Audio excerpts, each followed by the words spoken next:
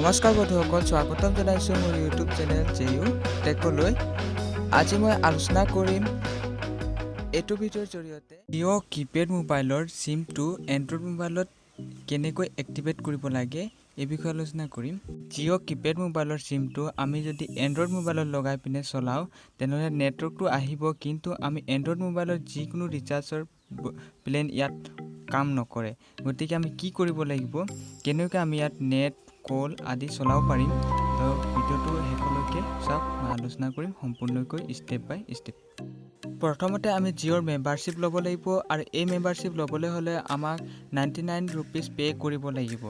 আৰু এই 99 rupees pay' কৰিলে আমি 1 বছৰৰ কাৰণে জিঅ'ৰ মেম্বাৰশ্বিপ হৈ যাম, আৰু জিঅ' কিপেড মোবাইলৰ চিমটো আমি এণ্ড্ৰইড মোবাইলত ইউজ কৰিব পাৰিম।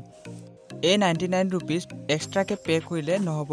কেনেকৈ কৰিব লাগিব, প্ৰথমতে এণ্ড্ৰইড মোবাইলত ভৰোৱা ৰিচাৰ্জ যিকোনো এটা প্লেন ল'ব লাগিব, 149 বা 199 প্লাছ 99 প্লাছ কৰি ৰিচাৰ্জ কৰিব লাগিব, তেতিয়া আমি জিঅ' মেম্বাৰশ্বিপ হ'ব পাৰিম।